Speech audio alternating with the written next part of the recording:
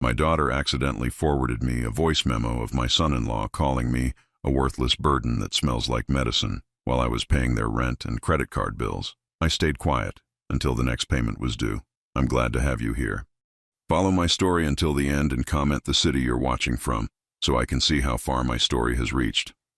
I was sitting at my kitchen table sorting through the monthly bills I would be paying for Savannah and Stephen again. At 62, this routine had become as automatic as taking my morning medications. The stack included their rent notice for $1,400, their credit card statement showing a minimum payment of $600, and their car insurance bill for $230. All told, I would be transferring over $2,000 from my modest retirement account to keep my daughter and son-in-law afloat for another month. My phone buzzed against the wooden table surface. Savannah's name appeared on the screen with a voice message notification. I figured it was another request for grocery money or perhaps news about Stephen's latest job interview. These messages had become frequent over the past 2 years, always delivered with that sweet, slightly apologetic tone that made me feel needed and appreciated as a father. I put on my reading glasses and fumbled with the phone screen. Technology still feels foreign in my hands, even after all this time. I accidentally hit the speaker button while trying to play the message, and Stephen's voice suddenly filled my quiet apartment. What I heard next made my entire world collapse in the span of 30 seconds. I swear to God, Savannah, your dad is becoming such a worthless burden that smells like medicine. The man shuffles around our place like he's already half dead, with that stupid pill organizer rattling in his pocket. And he expects us to act grateful while he throws money at us like we're some charity case. I can barely stand being in the same room as him anymore. My hands went numb. The phone felt like it weighed 50 pounds as Savannah's voice joined the conversation. I know, honey, I know. But we need his money right now. The rent is due tomorrow and our credit card is completely maxed out again. Just smile and nod when he comes by this week. We can figure out how to deal with this whole situation later when we're more financially stable. Later? Savannah, the man is 62, not 92. This could drag on for years and years. Every single time he walks through our door with those compression socks and his endless stories about doctor appointments, I want to lock myself in the bathroom. And the way he looks at us afterward, like we owe him some kind of emotional debt just because he helps with the bills. Stephen, please keep your voice down. The neighbors might hear you. I don't care who hears me. I'm tired of pretending to like someone who smells like a walking pharmacy and acts like paying our bills makes him part of our marriage. When was the last time we had a conversation with him that wasn't about his latest blood test results or some boring story from his accounting days? The message cut off abruptly, leaving me staring at the phone screen in complete silence. I could hear my neighbor's television playing through the thin apartment walls, the sound of traffic outside my window, the humming of my refrigerator in the corner. Normal sounds of a normal evening that no longer felt normal at all. I looked down at the bills spread across my table. The same bills I had been paying faithfully for 24 months, believing I was helping my daughter through a difficult period in her marriage. The same bills that apparently made me a worthless burden who smells like medicine. The cruel irony hit me like a physical blow. There I sat, surrounded by their financial obligations, preparing to transfer another chunk of my limited retirement savings to people who saw me as nothing more than an annoyance with a checkbook. People who talked about me like I was a diseased animal they had to tolerate in exchange for financial support. I thought about my late wife, Margaret, and how she used to worry about Savannah's ability to manage money and choose reliable partners. Margaret had never warmed up to Stephen during their brief courtship, saying something felt off about a man who never seemed to have steady employment, but always had expensive taste in electronics and restaurants. I had dismissed her concerns as mother-in-law jealousy, encouraging her to give Stephen a chance to prove himself. Now I realized Margaret had been right about everything. She had seen through Stephen's charm and Savannah's assurances that he just needed time to find the right career path. But Margaret died 3 years ago, before she could witness how thoroughly her daughter had inherited Stephen's sense of entitlement and disregard for basic human decency. I felt something fundamental shift inside my chest. Not heartbreak exactly, but something deeper and more permanent. The death of an illusion I had been carefully maintaining for 2 years. The illusion that I was a beloved father helping his struggling child. The illusion that my financial support came with genuine gratitude and affection. The illusion that I mattered to them as anything more than a source of income. For 2 years I had been telling myself that Savannah was just going through a rough patch, that Stephen's work situation would eventually stabilize, that their occasional impatience with my company was just stress from their financial struggles. I had convinced myself that my monthly contributions were investments in our family relationship, proof that I was a good father who put his daughter's needs before his own comfort. Instead, I had been buying tolerance, purchasing brief visits and forced smiles from people who counted the minutes until I left their presence. Paying rent for the privilege of being mocked behind my back by the 2 people I loved most in the world. The voice message had been meant for someone else. Probably one of Stephen's friends or co-workers who shared his contempt for inconvenient family members. But technology had betrayed them, sending their private cruelty directly to its target. And now I knew exactly what they thought of the man who had been keeping them housed and fed for the past 2 years.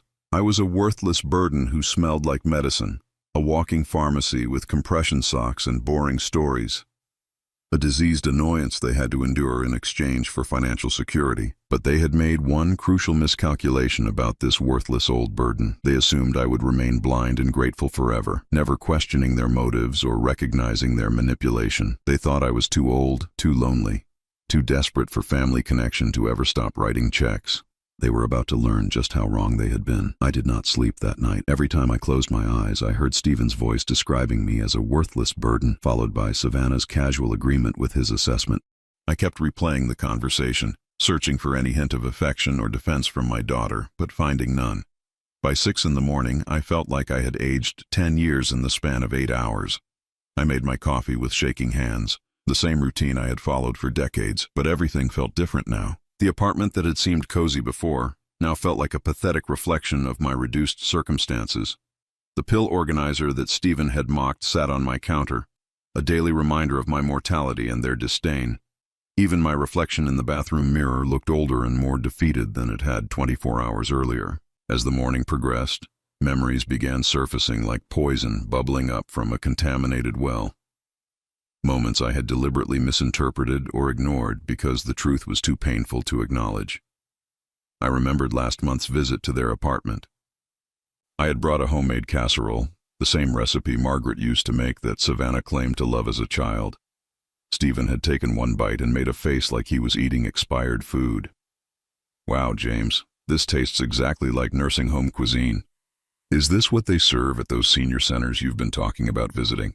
Savannah had laughed at his joke, actually laughed, while I forced myself to chuckle along and make some self-deprecating comment about my cooking skills deteriorating with age.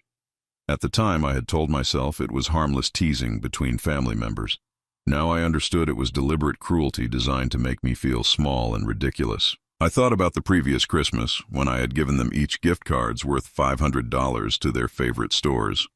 Stephen had barely looked up from his phone while unwrapping his present, and Savannah had hugged me with the mechanical efficiency of someone performing an unpleasant obligation. Neither of them had sent thank you notes or even mentioned the gifts in subsequent conversations. I had attributed their lack of enthusiasm to adult sophistication, telling myself that practical gifts were more valuable than emotional gestures. The truth was that they saw my generosity as their rightful due, not as expressions of love worthy of gratitude or acknowledgement. I remembered countless dinner conversations where I would share stories from my accounting career or updates about my doctor appointments, only to notice Stephen checking his phone constantly while Savannah stared over my shoulder at their television. Their body language screamed boredom and impatience, but I had interpreted their distraction as the natural result of generational differences in busy lives. Now I realized they genuinely found my company unbearable. Every story I told, every health update I shared, every attempt at normal family conversation was perceived as an imposition by people who saw me as an obligation, rather than a human being they cared about. The most devastating revelation was understanding how long this had been going on. The voice message suggested that their contempt for me was well established and frequently discussed. This was not a recent development triggered by temporary stress or financial pressure. They had been tolerating me for months, possibly years, while privately discussing how much they disliked spending time with me. I thought about my weekly visits to their apartment, how I would always bring groceries or small gifts, how I would stay for exactly 2 hours before announcing my departure to avoid overstaying my welcome. I had been so careful not to impose on their time or space, so grateful for any attention they showed me, so eager to prove that I was a helpful rather than burdensome presence in their lives.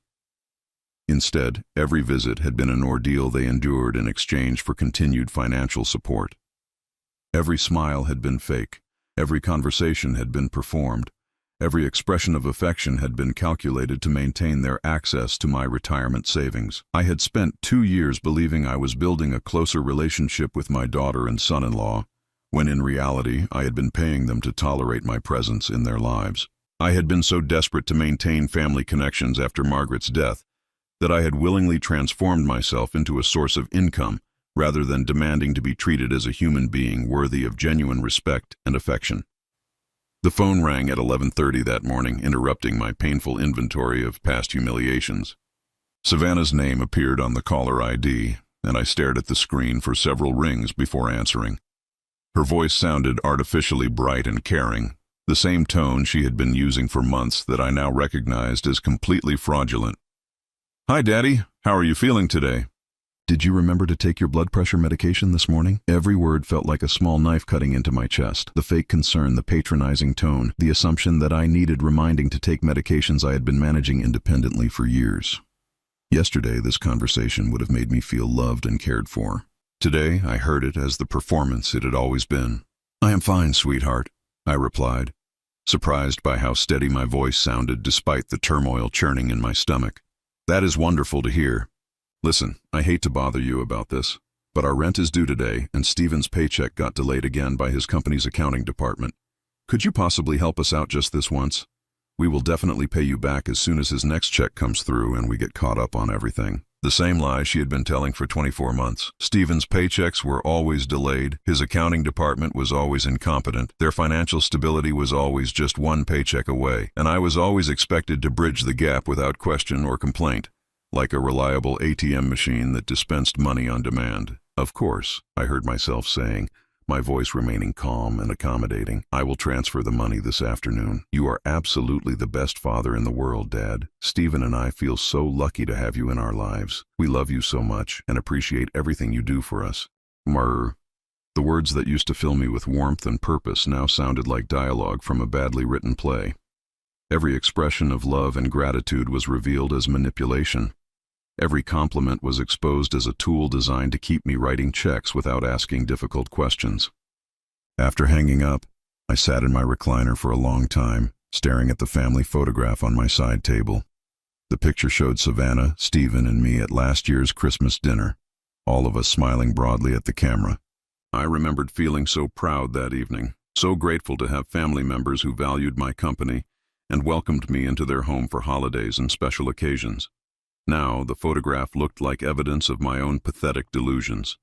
The smiles were fake. The warmth was performed. The family unity was purchased with my retirement savings. I had been so desperate to believe in our relationship that I had ignored every sign pointing to its artificial nature. But here was something they did not know about this worthless old burden who smelled like medicine. I had spent 43 years managing a small accounting firm, dealing with difficult clients, making tough financial decisions, and recognizing when people were trying to manipulate me for their own benefit. I knew how to read people, how to plan ahead, how to be patient, and how to protect myself from those who saw me as nothing more than a source of easy money. And I was about to remind them that underestimating someone could be a very expensive mistake. 3 days passed before I made my first move. 3 days of careful consideration, of weighing my options, of planning exactly how to handle this situation with the precision I had once applied to managing client accounts. I did not act out of anger or hurt feelings. I acted out of clarity. When their rent payment came due on the 15th of the month, I simply did nothing.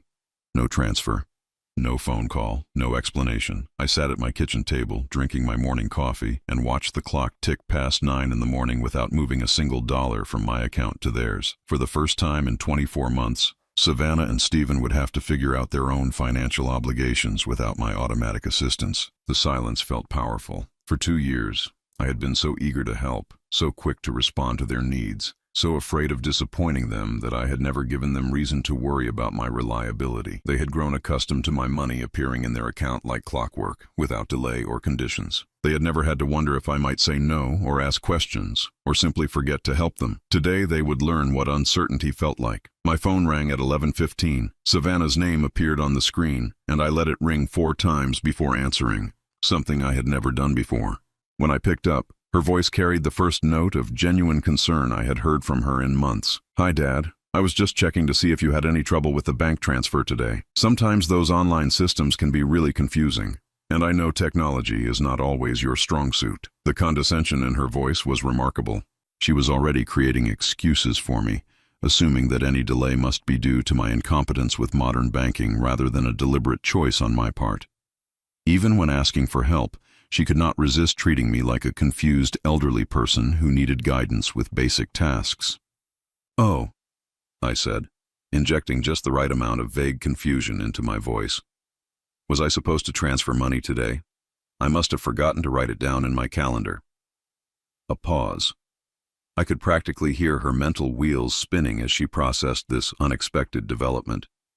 In 2 years, I had never forgotten a payment, never needed reminders, never failed to anticipate their needs before they had to ask. "The rent, Dad. Our rent was due today, remember? We talked about it on Tuesday when I called you about Stephen's delayed paycheck." "Oh yes, of course. I am sorry, sweetheart. I have been feeling a little scattered lately. Let me take care of that right away. Are you feeling okay? You sound different. Maybe you should make an appointment with your doctor to check if your medications need adjusting." The speed with which she jumped to concerns about my mental competence was telling.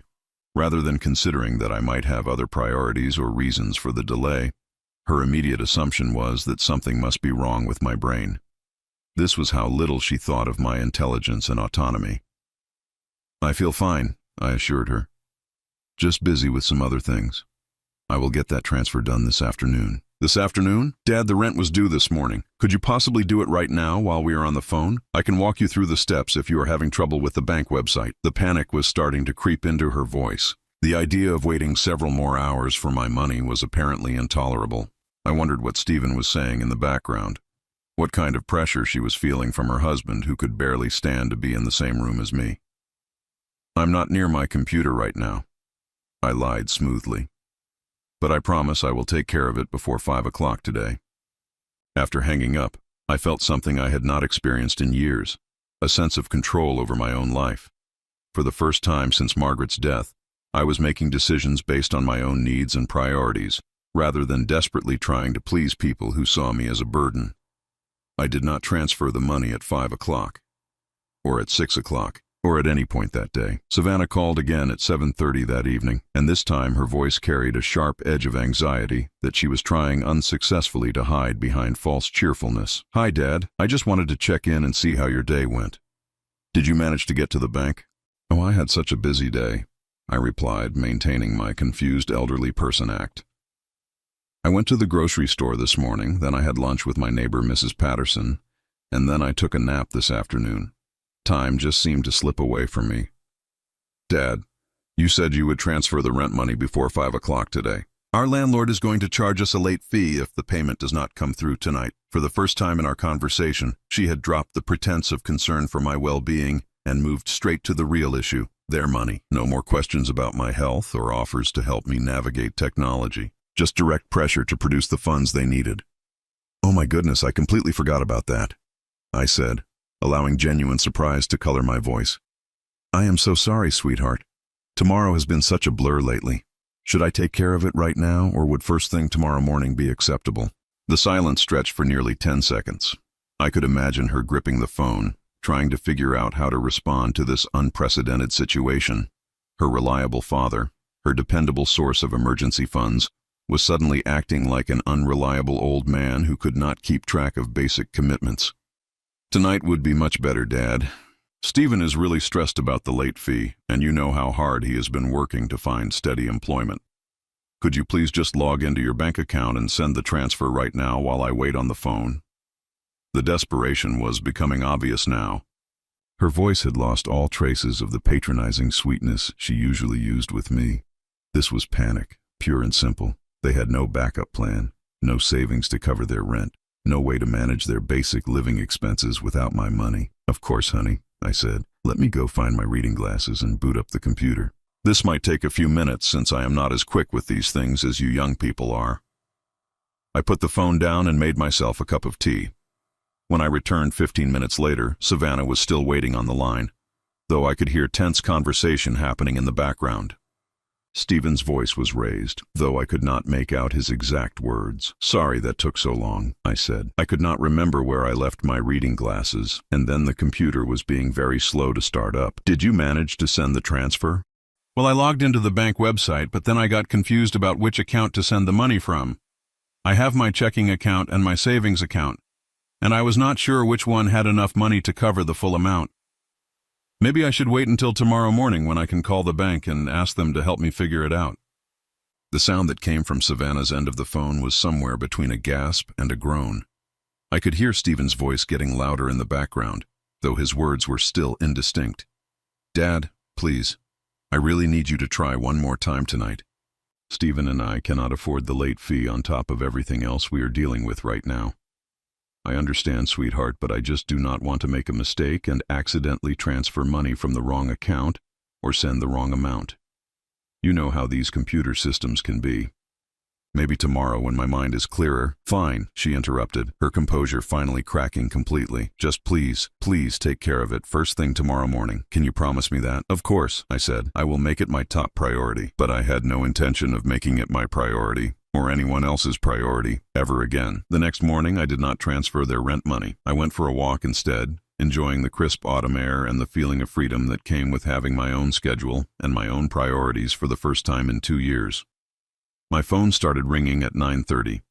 By the third day of delayed payments, their desperation had reached a level that was almost entertaining to observe.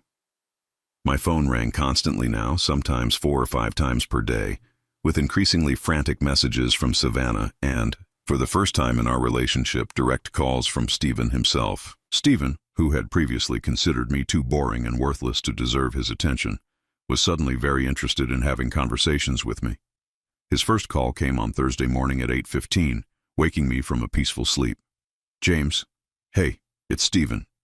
Listen, I wanted to check in with you personally because Savannah mentioned you might be having some trouble with your banking situation, and I know how frustrating technology can be for people your age.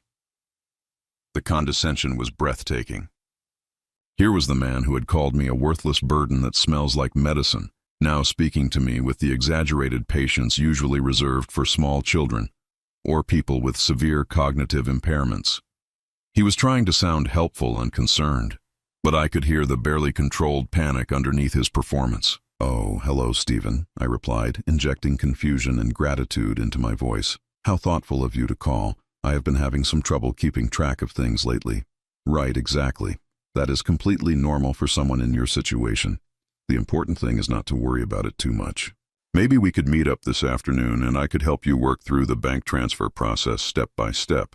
I am pretty good with computers and online banking. This was remarkable. Stephen, who had never voluntarily spent time with me, who had made jokes about my cooking and my age, who had told my daughter that he could barely stand to be in the same room as me, was now offering to drive to my apartment and personally assist me with financial transactions. That is very generous of you, I said. But I would not want to impose on your time, especially when you are working so hard to find steady employment. A slight pause. I had hit a nerve by mentioning his unemployment, a topic that apparently remained sensitive despite his big talk about my dependence on him. It is no imposition at all, James. Family helps family, right? Besides, I know how important it is for you to feel useful and involved in supporting Savannah and me. I would hate for you to feel bad about a simple technical difficulty getting in the way of that. The manipulation was so obvious, it was almost insulting. He was trying to frame his desperation for my money as concern for my emotional well-being, suggesting that I would feel bad if I could not continue subsidizing their lifestyle. The subtext was clear. Paying their bills was my primary source of self-worth, and he was graciously offering to help me maintain that purpose in life. You are probably right, I agreed. I do feel terrible when I cannot help you and Savannah with your expenses. It makes me feel like a useless old man. You are definitely not useless, James. You are a very important part of our family, and we really value everything you do for us. Why do not I come over around 2 o'clock this afternoon and we can get this whole banking situation sorted out together? After hanging up, I realized that Stephen's call represented a complete shift in their strategy. For 2 years, he had maintained the pretense that he barely tolerated my existence, leaving all financial requests and family interactions to Savannah while he remained aloof and dismissive. Now, faced with the prospect of actually having to pay their own bills, he was suddenly willing to spend an entire afternoon pretending to enjoy my company. I wondered what conversations were happening between them behind closed doors. How many arguments had they had about my sudden unreliability? How much blame was Stephen placing on Savannah for failing to maintain better control over her father's financial contributions? How desperate were they becoming as their bills accumulated and their options dwindled? At 2 o'clock sharp, Stephen knocked on my apartment door. When I opened it, he was holding a small bouquet of grocery store flowers and wearing the brightest smile I had ever seen on his face. The transformation was so dramatic, it was almost comical. "James, you look great today. I brought these flowers because I know how much you appreciate thoughtful gestures, and I wanted to show you how much Savannah and I care about you." He stepped into my apartment and immediately began commenting on various objects and decorations with enthusiastic interest, as if he had never noticed them during his previous visits. He praised a painting that he had once described as depressing, complimented my furniture arrangement that he had previously called outdated, and asked detailed questions about my medication routine that he had formerly mocked. "I have been thinking lately about how lucky Savannah and I are to have you in our lives," he continued while settling onto my couch. "You bring so much wisdom and stability to our family. I feel like I have not been appreciative enough of everything you do for us." I sat across from him, observing this performance with fascination. Every word was calculated. Every gesture was designed to rebuild a relationship that he had never valued in the first place. He was trying to manufacture affection and respect in the span of a single afternoon, undoing 2 years of contempt and disregard with desperate charm. "That is very kind of you to say," I replied. "I sometimes worry that I am becoming a burden in my old age." "A burden? James, that is crazy talk. You are the opposite of a burden. You are a blessing. Savannah and I were just talking last night about how grateful we are for your support and guidance." The lies came so easily to him that I found myself almost impressed by his shamelessness. This was the same man who had described me as a worthless burden just 4 days earlier, now claiming that he and Savannah regularly discussed their gratitude for my presence in their lives. "Now," he continued, "why do not we tackle this banking situation together? I know technology can be overwhelming, but I am here to help you through every step of the process." I led him to my computer desk and deliberately fumbled with the mouse and keyboard, playing up my confusion while he guided me through logging into my bank account. When we reached the transfer screen, I squinted at the monitor and shook my head. "I am sorry, Stephen, but these numbers are so small and everything looks so complicated. Are you sure I will not accidentally send money to the wrong place or transfer the wrong amount?" "Do not worry about that at all," he assured me, his voice tight with barely controlled urgency. "I will double-check everything before you hit the submit button. We just need to transfer $1,400 to Savannah's checking account for the rent, and then maybe $800 for the credit card payment if you can manage it."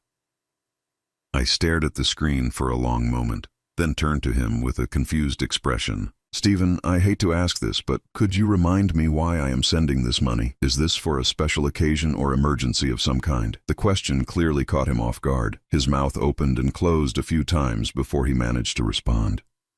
"It is for the regular monthly expenses, James. The rent and credit card payment that you help us with every month. You know, the arrangement we have had for the past couple of years." "Oh, of course," I said, nodding as if the memory was slowly returning. "I am sorry. Sometimes I get confused about these things. There are so many different bills and payments to keep track of." "Exactly, which is why it is great that I am here to help you remember and organize everything. Should we go ahead and process the transfer now?" I looked at the computer screen again, then back at Stephen, whose smile was becoming increasingly strained. "You know what? I think I should probably call my bank tomorrow morning and speak with a representative about this. I want to make sure I understand exactly what I am doing before I transfer such a large amount of money." Stephen's face went pale. "James, the rent was due 3 days ago. We really cannot wait any longer for this payment." "Oh dear," I said, genuine concern creeping into my voice.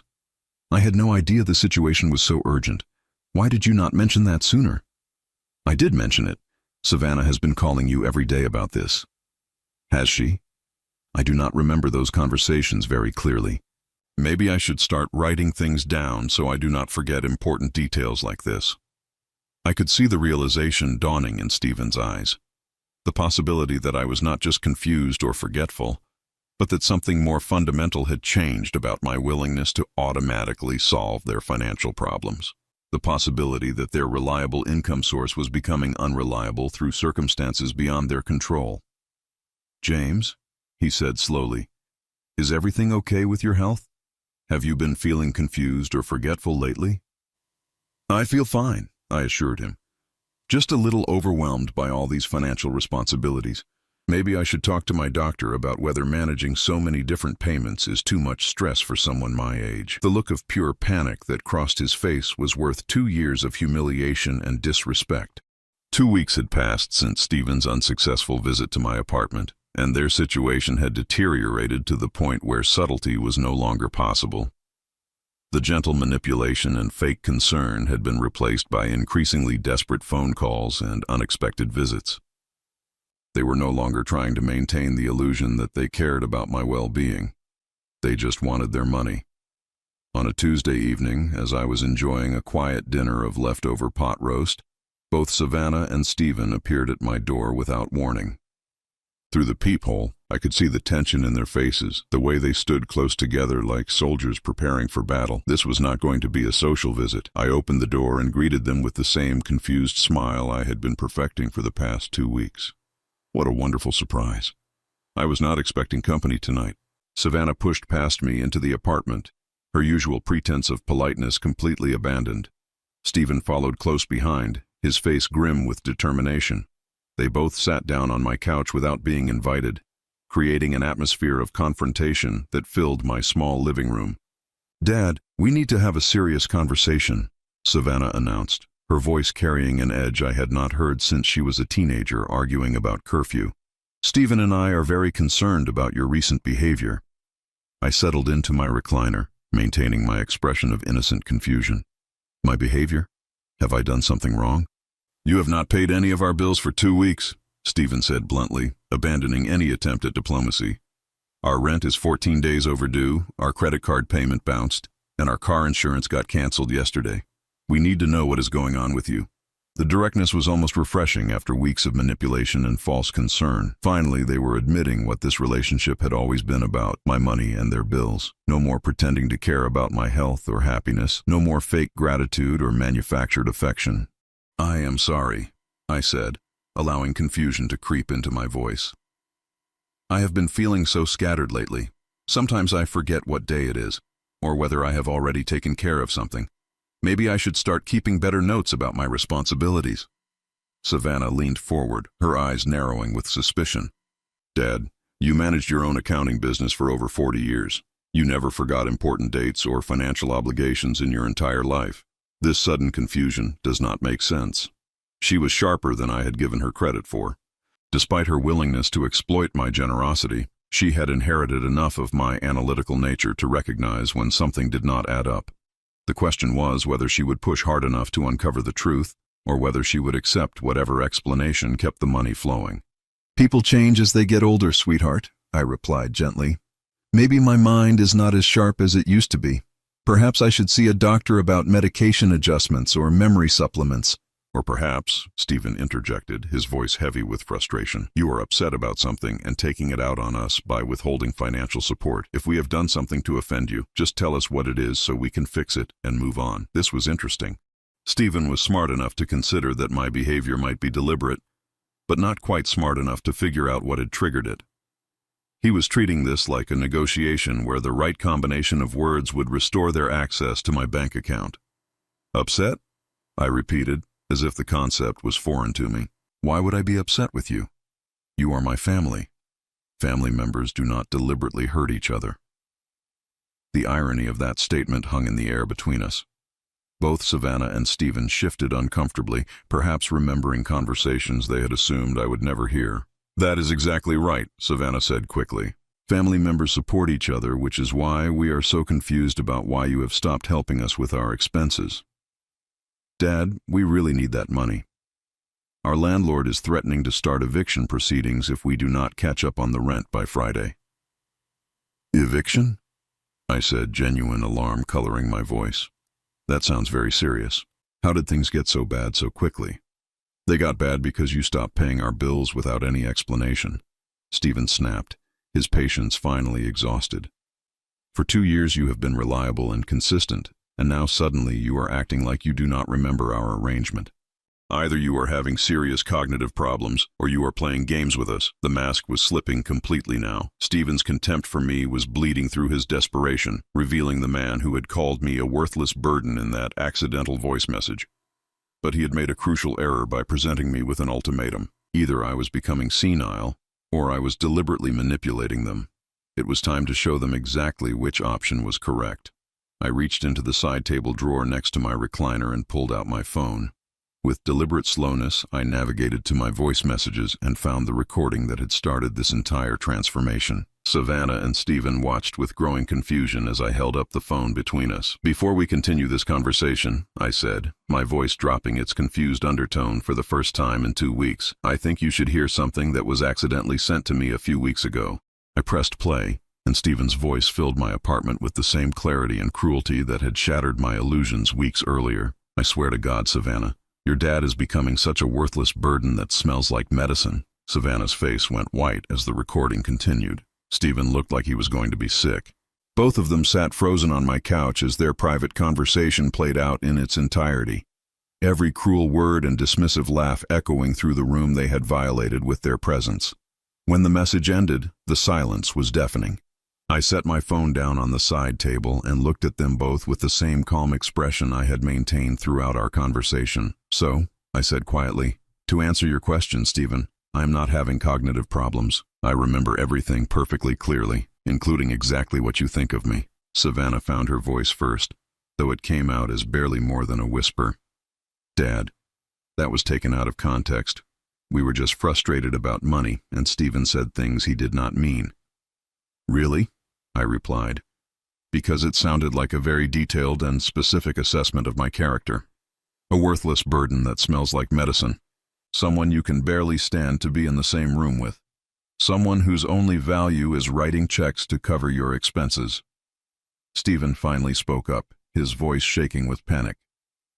James, I am so sorry. I was having a bad day, and I took my frustrations out by saying terrible things about you. It does not reflect how I really feel. How you really feel? I stood up from my recliner, and for the first time in this conversation, I allowed my anger to show through my calm facade. Stephen, that recording lasted over 2 minutes. Those were not words spoken in a moment of frustration. That was a detailed conversation about how much you both despise having me in your lives. Savannah started crying, though I suspected the tears were more about losing their financial support than genuine remorse for their cruelty. We do not despise you, Dad. We love you. We were just stressed about money and said things we should not have said. You love my money, I corrected her. You love the fact that I pay your rent and your credit card bills and your insurance premiums. But you have never loved me. That recording made it very clear that you see me as nothing more than an inconvenience you tolerate in exchange for financial support. The truth was finally out in the open, and none of us could pretend otherwise anymore. They sat on my couch looking like children caught in a lie, while I stood over them feeling more clear-headed than I had in years. So here is what is going to happen, I continued, my voice steady and final. I am done paying your bills. I am done pretending that we have a loving family relationship, and I am done allowing you to treat me like a worthless burden who should be grateful for the privilege of subsidizing your lifestyle. Stephen jumped up from the couch, desperation making him aggressive. You cannot just cut us off like this. We have been depending on your help for 2 years. We have bills, responsibilities, commitments that we made based on your support. You made commitments based on my support, I repeated slowly, while privately discussing how much you despise my company. That was your choice, Stephen. Now you get to live with the consequences of that choice. As I watched them leave my apartment that night, both of them crying and pleading for one more chance, I felt something I had not experienced since Margaret died. I felt free. 6 months later, I was sitting on the small balcony of my new apartment, watching the sunrise over the city while sipping coffee that tasted better than any I had made in years. The apartment was smaller than my previous place, but it was entirely mine. Every piece of furniture, every decoration, every decision about how to spend my time and money belonged to me alone. The transition had not been immediate. For the first few weeks after confronting Savannah and Stephen, I had waited for them to call, to apologize, to attempt some kind of reconciliation, but the silence stretched on. And eventually I realized that they had never really wanted a relationship with me at all. They had wanted my money, and without it, I held no value for them whatsoever. The realization should have been devastating, but instead it felt like stepping out of a prison I had built around myself. For 2 years, I had been so desperate to maintain family connections that I had allowed myself to be treated as less than human. I had paid for the privilege of being mocked, ignored, and dismissed by people who saw me as nothing more than a convenient source of income. Now, for the first time since Margaret's death, I was living for myself. I had used the money I had been spending on their bills to downsize to a comfortable one-bedroom apartment in a building full of active seniors. My new neighbors were people who chose to spend time with me because they enjoyed my company, not because I paid their expenses. We played cards on Tuesday evenings, took walking tours of local museums on weekends, and shared potluck dinners where everyone contributed something meaningful to the conversation. Mrs. Chen from down the hall had become a particularly close friend.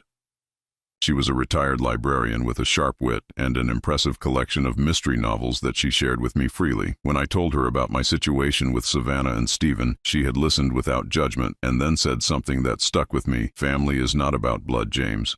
It is about people who value you for who you are, not what you can give them. I had started taking photography classes at the community center, something I had always wanted to try but never had time for during my working years. My instructor was a patient woman in her 70s who praised my eye for composition and encouraged me to enter my photos in local art shows.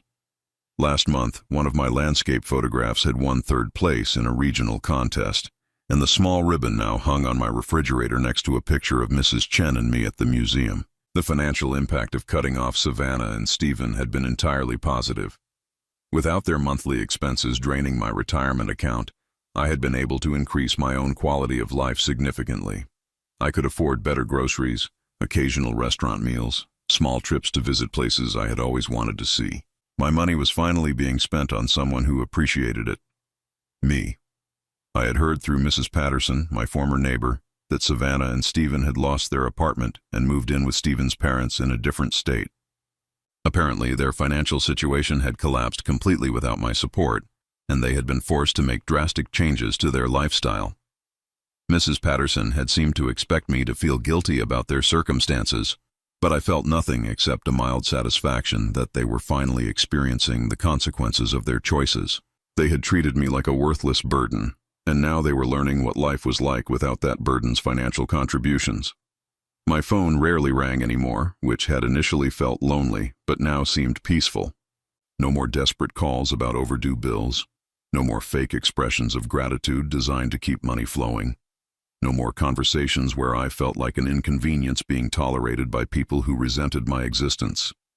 The silence was golden. On a Thursday afternoon in early spring, as I was returning from a photography walk in the nearby park, I found Savannah standing outside my apartment building. She looked older than I remembered, tired in a way that went beyond physical exhaustion. Her clothes were clean but clearly secondhand, and she carried herself with the defeated posture of someone whose plans had not worked out. "Hello, Dad," she said quietly when she saw me approaching. "Could we talk for a few minutes?" I studied her face, looking for signs of the manipulation and false emotion that had characterized our previous interactions. Instead, I saw something that looked like genuine humility, though I had learned not to trust my initial impressions when it came to my daughter. "What did you want to talk about?" I asked, making no move to invite her inside. "I wanted to apologize," she said, her voice barely above a whisper, "for everything, for the way Stephen and I treated you, for taking advantage of your generosity, for saying horrible things about you behind your back. We were wrong, and I am sorry. I am." The apology sounded sincere, but I had heard sincere-sounding words from her before that had turned out to be carefully crafted performances designed to achieve specific outcomes. I waited for her to continue, curious about what she was really after. "I know you probably do not want to have anything to do with me anymore," she continued. "But I wanted you to know that Stephen and I are not together anymore. Living with his parents made us both realize that our relationship was built on very shallow foundations. Without your money to cushion our problems, we fell apart pretty quickly." This information was mildly interesting but not particularly surprising. A relationship based on shared entitlement and mutual contempt for their benefactor was unlikely to survive once that benefactor was removed from the equation. "I am sorry to hear that," I said, though I was not sure if I meant it. "I also wanted you to know that I have a job now. It does not pay very much, but it is honest work, and I am learning to manage my own finances instead of depending on other people to solve my problems. I am sharing a small apartment with 2 roommates, and it is not glamorous, but it is mine." She paused, looking at me with an expression I could not quite read. "I am not asking for money, Dad. I know I do not deserve your help anymore. I just wanted you to know that I understand now how badly we treated you, and I will regret it for the rest of my life." I believed that she regretted it. What I was less certain about was whether she regretted the cruelty itself or simply the consequences of being caught. "I appreciate you telling me that," I said carefully. "It takes courage to admit when you have made mistakes." "Could we possibly have coffee sometime?" she asked, hope creeping into her voice. "I understand if you do not want to see me again, but I would like the chance to rebuild some kind of relationship with you, if that is possible. Not a financial relationship," she added quickly. "Just a real one, where we actually care about each other instead of what we can get from each other." I looked at my daughter, this woman who had once been a little girl I had loved more than my own life, and felt something shift inside my chest. Not forgiveness exactly, but a recognition that people could change, that lessons could be learned, that redemption was sometimes possible for those willing to earn it. "Maybe," I said finally, "but it would have to be very different from before. I am not the same person I was 6 months ago, Savannah. I have learned what my own company is worth, and I will not accept being treated as less than that ever again." "I understand," she said, tears starting to form in her eyes. I would not expect anything else. As I watched her walk away that afternoon, I realized that I was genuinely curious about whether she had learned from her mistakes, whether the person she was becoming could be someone I might want to know.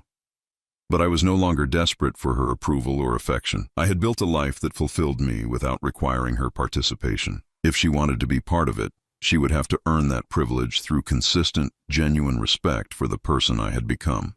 And if she chose not to make that effort, I would continue to be perfectly happy with the friends and activities and independence I had discovered in her absence. For the first time in my adult life, I was enough for myself. Everything else was just a bonus. That evening, as I sat on my balcony watching the sunset paint the sky in shades of orange and pink, I raised my coffee cup in a small toast to the man I had become.